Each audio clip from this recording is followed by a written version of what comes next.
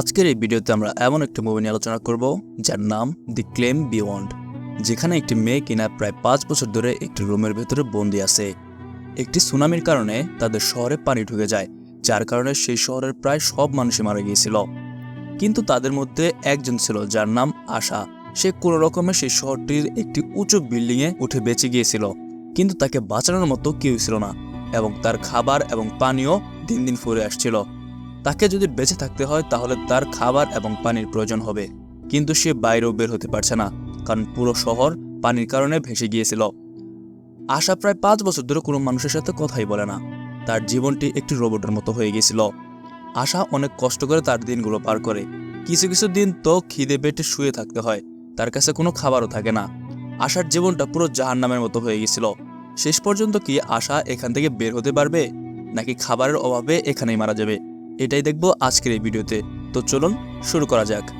Movie শুরুতেই আমাদেরকে আশা নামে একটি মেয়েকে দেখানো হয় এবং আমরা আশার কাছ থেকে জানতে পারি যে আজ থেকে প্রায় 5 বছর আগে শহরে একটি সুনামি এসেছিল, যার কারণে পুরো শহর পানিতে ডুবে গিয়েছিল এবং হাজার হাজার মানুষ সেই সুনামিতে মারা গিয়েছিল।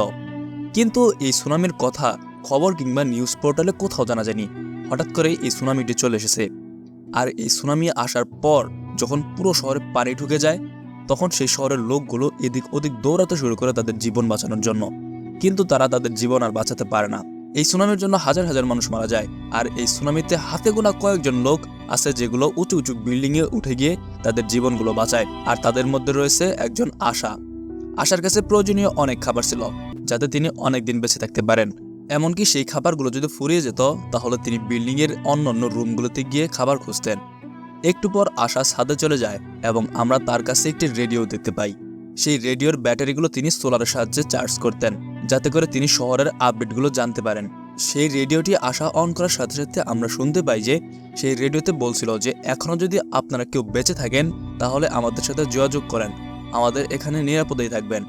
আমাদের কাছে খাবার, শেল্টার এবং প্রয়োজনীয় অনেক কিছু রয়েছে। আপনারা যদি কেউ বেঁচে থাকেন তাহলে আমাদের দেওয়া লোকেশনে চলে আসেন। কিন্তু রেডিওতে যে লোকেশনের কথা বলছিল তারা আশার থেকে সেই লোকেশনটি অনেক দূরে, সেখানে যাওয়া প্রায় অসম্ভব।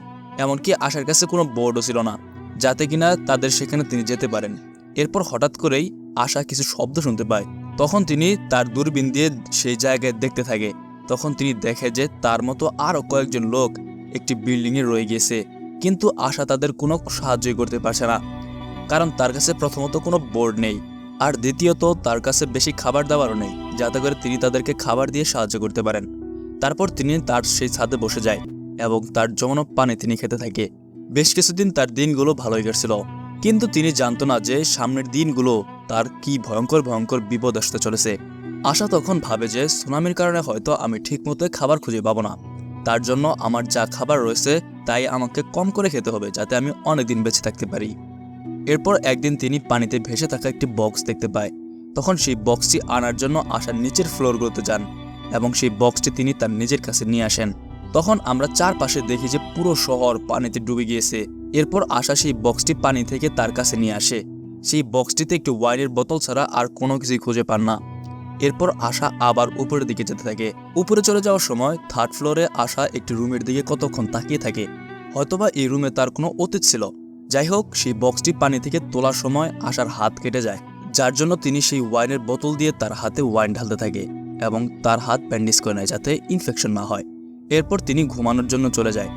আশা প্রায় 5 বছর ধরে কোনো মানুষের সাথে কথাই বলে না এবং তার জীবনটি একটি রোবটের মতো হয়ে গেছিল। কিন্তু তারপরেও তিনি উপরওয়ালাকে ধন্যবাদ জানায়, কারণ তিনি এই সুনামির মধ্যেও তিনি বেঁচে রয়েছেন। আশা অনেক কষ্ট করে তার দিনগুলো পার করে। কিছু কিছু দিন তো তার খিদে পেটে শুয়ে থাকতে হয়, তার কাছে কোনো খাবারই থাকে না। আশার জীবনটা পুরো জাহান্নামের মতো হয়ে গেছিল।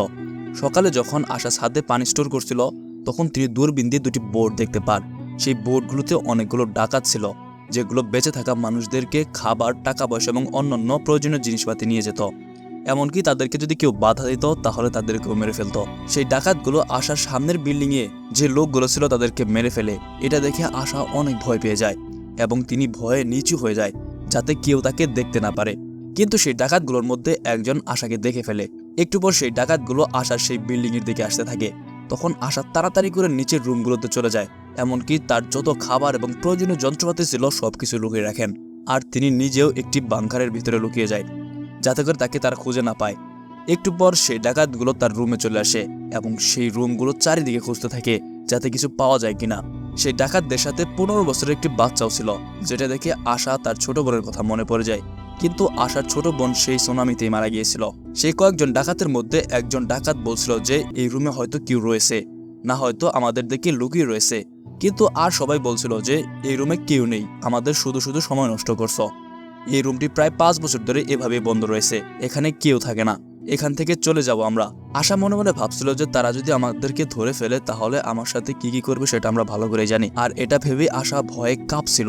এরপর সেই ডাকাতগুলো সেখান থেকে চলে যায়, কিন্তু আশা মনে মনে ভাবছিল যে এই ডাকাতগুলো আবারও এখানে চলে আসতে পারে, তাই আমার আরো যা কিছু খাবার এবং যন্ত্রপাতি রয়েছে সবগুলো ভালোভাবে লুকিয়ে রাখতে হবে। এরপর রাত হয়ে যায় এবং আশা ঘুমিয়ে যায়। কিন্তু প্রতিবারের মতো আশা এবারও একটি খারাপ স্বপ্ন দেখে। কিছুক্ষণ পর আশা ছাদে চলে যায় এবং তিনি দূরবীন দিয়ে আবার পানির দিকে দেখতে থাকে যে আজকেও তিনি কোনো কিছু খুঁজে পান কিনা। কিন্তু আশার কপাল ভালো থাকার কারণে তিনি আজকেও একটি বক্স খুঁজে পায় এবং তিনি তাড়াতাড়ি করে সে নিচে চলে যায় সেই বক্সটি আনার জন্য। সেই বক্সটির ভেতরে একটি মধুর বোতল খুঁজে পায় এবং সেই বক্সে অনেক ফলমূল রয়েছিল, যেটা থেকে আশা অনেক খুশি হয়ে যায় কারণ তিনি অনেকগুলো খাবার পেয়ে গিয়েছিল। এরপর তিনি বাইরে হঠাৎ করে দেখতে পায় যে একটি বক্সের উপর একটি বাচ্চা ভেসে আসছে। আশা ভাবছিল যে এই বাচ্চাটি হয়তো মারা গিয়েছে, যার জন্য আশা সেই বাচ্চাটি তার কাছে নিয়ে আসে না।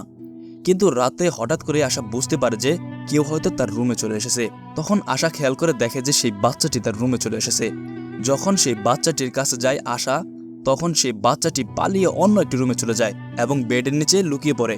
এরপরের দিন আশা সেই ছোট্ট মেয়েটির হাতে একটি ফটো অ্যালবাম দেখতে পায়, আর সেই অ্যালবামে আশা এবং তার ছোট বোনের ছবি ছিল। আশা এটা দেখে তাড়াতাড়ি তার কাছ থেকে এটা নিয়ে নেয় এবং অন্য একটি জায়গায় লুকিয়ে রাখে। এরপর আশা তাদের দুজনের জন্য খাবার তৈরি করেন। তখন তারা ছাদে গিয়ে সেই খাবারগুলো খেতে থাকে। সেই বাচ্চাটির কাণ্ড দেখে আশা খুবই মজা পায়, কারণ সেই বাচ্চাটি ছোট ছিল, যার জন্য তিনি খাবার খেতে পারছিল না। আর এইসব দেখে আশা খুবই মজা পায়। বেশ কিছুদিন পর সেই বাচ্চাটি আশাকে তার নাম বলে দেয় এবং তার নাম হলো জুলিয়া। তখন জুলিয়া আশার কাছে এসে শুয়ে পড়ে এবং আশাকে বলতে থাকে যে তুমি এই বিল্ডিং এ কতদিন ধরে থাকছো। তখন আশা জুলিয়াকে বলে যে আমি এই বিল্ডিং এ প্রায় 5 বছর ধরে থাকছি। এরপর আশা জুলিয়াকে বলে যে তোমার বাবা মার কি হয়েছিল, তোমার বাবা মা কি এই সুনামিতে মারা গিয়েছিল? তখন জুলিয়া বলে যে না, আমার বাবা মা এই সুনামিতে বেঁচে গিয়েছিল, কিন্তু কিছু ডাকাত এসে আমার বাবা মাকে মেরে ফেলে। আমার বাবা মা অনেক ধর্মভীরু ছিল এবং তোমাদের ধর্মের থেকে আমাদের ধর্ম আলাদা ছিল। যারা আমার বাবা মাকে মেরে ফেলেছে তারা মনে করত যে আমাদের এই ধর্মের জন্যই উপরওয়ালা আমাদেরকে এই সুনামি গজব হিসেবে দিয়েছিল, যার জন্য তারা আমার বাবা মাকে মেরে ফেলেছে। কিন্তু মারা যাওয়ার আগে আমার বাবা মা আমাকে একটি বক্সের উপর বসিয়ে আমাকে পানিতে ছেড়ে দেয় এবং ভাসতে ভাসতে আমি তোমার কাছে চলে আসি। তখন আশা বলে যে চিন্তা করো না, আমরা খুব জলদি একটি বোট বানাবো, এখান থেকে দূরে চলে যাব যেখানে আর আমাদের কেউ মারতে পারবে না। এরপরের দিন আমরা তাদেরকে ছাদের উপরে দেখি। আশা ছাদের গেটটি একটি কষ্টেপ দিয়ে আটকে রেখেছিল, কিন্তু সেই গেটটি জুলিয়া ব্লক করে দেয়। আশা তখন অনেক চিন্তায় পড়ে যায় যে কারণ সেই গেটটি যদি লক হয়ে যায় তাহলে তারা নিচে নামতে পারবে না আর তারা এখানেই না খেয়ে মারা যাবে। কিন্তু তখনই জুলিয়া একটি ওয়্যারের সাহায্যে সেই লকটি খুলে ফেলে, যেটা দেখে আশা তো অবাক হয়ে যায় এবং অবাক হয়ে তার দিকে তাকিয়ে থাকে। তখন আশা জুলিয়াকে বলে যে আমাকে না বলে এখানকার আর কোনো জিনিসও তুমি হাত দেবে না এবং কোনো শব্দও করবে না, কারণ বাহিরে অনেক লোক ঘোরাফেরা করছে, আমাদের দেখে ফেললে তারা আমাদেরকে মেরেও ফেলতে পারে। এরপর আশা যখন নিচে যায় তখন আশা দূরবীন দিয়ে দেখতে থাকে যে সেই ডাকাতগুলো আবার চলে আসছে। তখন তাড়াতাড়ি করে আশা জুলিয়াকে লুকানোর জন্য বলতে থাকে, কিন্তু সেই ডাকাতগুলো অন্যদিকে চলে যায়। তখন জুলিয়া আশাকে বলে যে সেই ডাকাতগুলো যদি আবার চলে আসে তখন আমরা কি করব। তখন আশা বলে যে যদি তারা এখানে আবার চলে আসে তাহলে আমরা তাড়াতাড়ি করে সেই বাংকারের ভেতরে লুকিয়ে যাব, যাতে করে তারা আমাদেরকে খুঁজে না পায়। তখন আশা বলে যে আমি কিছুদিনের মধ্যেই এখান থেকে চলে যাব, তুমি কি আমার সাথে যাবে? তাহলে আমরা দুজনই একসাথে থাকতে পারবো। এবং তার কথা শুনে আশা হাসতে হাসতে বলে যে এখানে আর কিছুই বেঁচে নেই, সব পানির নিচে চলে গেছে। রাতে আশা খেয়াল করে যে তার গলায় যে একটি লকেট ছিল সেই লকেটটি তার কাছে আর নেই। তখন আশা বুঝতে পারে যে এটি হয়তো জুলিয়া নিয়েছে, কারণ জুলিয়া আশাকে সেই লকেটের কথা বলছিল, হয়তো জুলিয়া এটি নিতে পারে। আশা যখন জুলিয়াকে সেই কথাগুলো বলছিল যে তুমি কি আমার লকেট নিয়েছো, আর তখনই জুলিয়া অনেক রাগ করে আর তার কাছ থেকে দূরে সরে যায় এবং অন্য রুমে থাকতে শুরু করে। যেসব যন্ত্রপাতি জুলিয়াকে আশা দিয়েছিল সেই সব যন্ত্রপাতি তিনি অন্য রুমে নিয়ে চলে যায়। আসলে সেই লকেটটা ছিল আশার ছোট বোনের, যেটা প্রায় 5 বছর ধরে আশার কাছেই ছিল। যাই হোক আশা খেয়াল করে দেখে যে তার খাওয়ার জন্য সব পানি আস্তে আস্তে ফুরিয়ে আসছে আর যতটুকুই পানি আছে তা হয়তো কিছুদিন পর্যন্তই চলবে। এরপর আশা নিচে চলে যায় এবং আশা নিচে গিয়ে দেখে যে তার যে সব রুমের ভেতরে খাবার পানি ছিল সেগুলো দিয়ে জুলিয়া তার কাপড় ধুচ্ছে। এটা দেখে তো আশা অনেক রাগ করে, কিন্তু তারপরেও তিনি জুলিয়াকে কিছুই বলেন না। তখন সিন পেছনে চলে যায় এবং আমাদেরকে দেখানো হয় আশার ছোট বোনও এরকম করত। তখন তার কথা মনে করে আশা জুলিয়াকে কিছুই বলে না। এরপর তারা আবার ছাদে যেতে থাকে। তখন জুলিয়া সিঁড়ির লাইটগুলো অন করে দিতে থাকে, কিন্তু লাইট অন করার সাথে সাথে সেই লাইটগুলো বন্ধ করে দেয় আশা।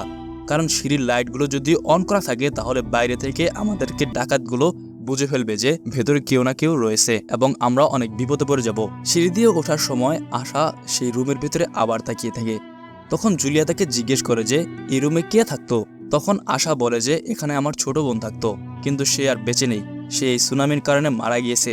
এরপর জুলিয়া রুমে এসে সেই রেডিওর বার্তাটি শুনছিল।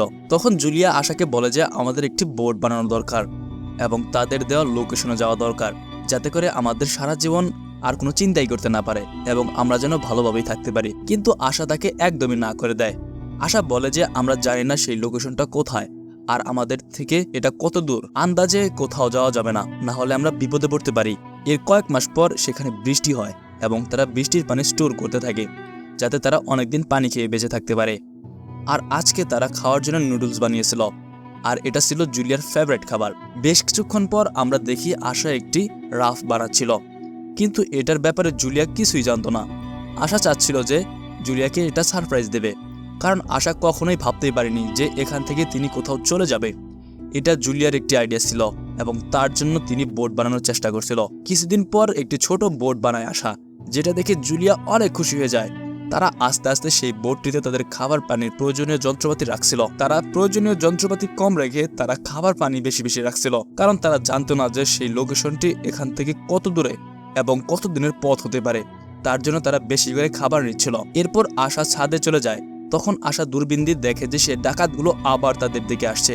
তখন তারা তাড়াতাড়ি করে তাদের খাবার এবং প্রয়োজনীয় যন্ত্রপাতি সবগুলো লুকিয়ে ফেলে এবং জুলিয়াকে সেই বাংকারের ভেতরে লুকিয়ে রাখে। সেই বাংকারটি ছোট থাকার কারণে সেই বাংকারে একজনই লুকিয়ে থাকতে পারবেন। তখন আশা তার ছোট বোনের রুমে গিয়ে লুকায়। তখন সিন ফ্ল্যাশব্যাকে চলে যায় আর আমাদেরকে দেখানো সেই শহরটি যখন পুরোপুরি ঠিক ছিল, তখন আশা এবং তার ছোট বোন তাদেরকে একটি শহরে কোথাও যাচ্ছিল। হঠাৎ করে সেই সুনামি এসে পড়ে, যার জন্য তারা সেই বিল্ডিং এর উপরে আসে থাকে। কিন্তু তার বোন এত তাড়াতাড়ি বিল্ডিং এর উপরে উঠতে পারছিল না, যার জন্য তিনি পানিতে ডুবে মারা যায়। এরপর আমাদের দেখানো হয় সব ডাকাত রুমের ভেতরে চলে আসে এবং তাদের যত খাবার এবং যন্ত্রপাতি ছিল তারা সবকিছু এদিক ওদিক ফেলতে শুরু করে।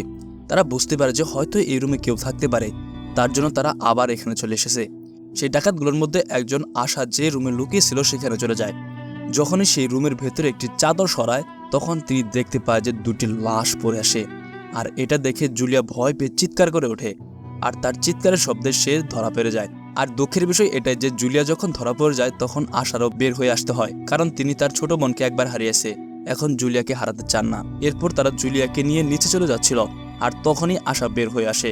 তখন ডাকাতগুলো আশাকে মারতে চলে আসে, আর আশা সেই ফ্ল্যাশ লাইট দিয়ে তাদের উপর আক্রমণ করে। আশা একটি ফ্ল্যাশ লাইট দিয়ে তাদের উপর আক্রমণ করে, কিন্তু আশা আজকে ফুল ফর্মে ছিল। প্রথমে আশা একজনকে মেরে ফেলে আর আরেকজনকে ফ্ল্যাশ লাইটের দিয়ে মেরে ফেলে, আর এখন তার সামনে যেই আসবে তাকেই তিনি মেরে ফেলবে। সব ডাকাতদের মারার পর শুধুমাত্র একটি ডাকাতে বেঁচে ছিল, আর সেই ডাকাতটিকে জুলিয়া পানিতে ধাক্কা মেরে দেয়। পানিতে পড়ার সাথে সাথেই সেই ডাকাতটিকে হাঙ্গর এসে খেয়ে ফেলে, যাতে করে তিনি সেখানে মারা যায়। পরের দিন সকালে তারা সেই ডাকাতের বোর্ড দিয়ে তাদের সেই লোকেশনে যেতে থাকে, আর এখানেই এই অসাধারণ মুভিটি শেষ হয়ে যায়।